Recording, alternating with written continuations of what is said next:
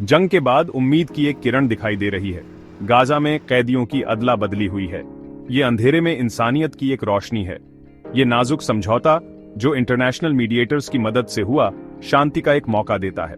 24 जनवरी 2025 को इस अहम समझौते का दूसरा चरण हुआ। 4 इजरायली सैनिक करीना अरेव, डेनियला गिल्बोआ, नामा लेवी और लिरी अलबाग हमास की कैद से रिहा हुए।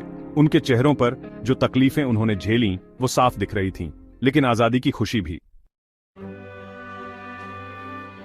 इजरायली सैनिकों की रिहाई खुशी और गम का पल था।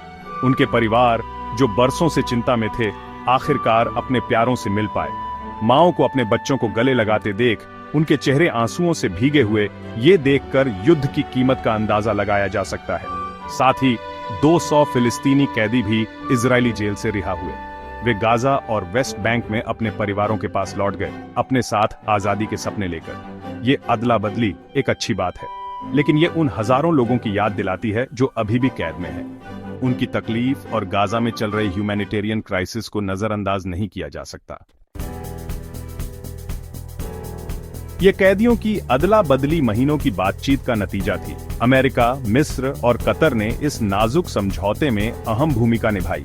उनकी कोशिशें कॉन्फ्लिक्ट रेजोल्यूशन में इंटरनेशनल कोऑपरेशन की अहमियत दिखाती हैं। समझौते में नट्जरिम कॉरिडोर से इजरायली सेना की वापसी की भी बात थी।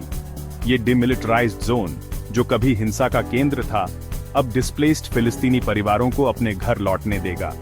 ये सुलह की कोशिश एक प्रतीकात्मक कदम है, दोनों पक्षों के बीच विश्वास बनाने के लिए जरूरी है।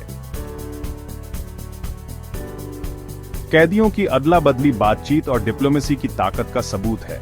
ये दशकों से जंग से तबाह हुए इलाके में उम्मीद की एक किरण है, लेकिन शांति का रास्ता लंबा और मुश्किल है।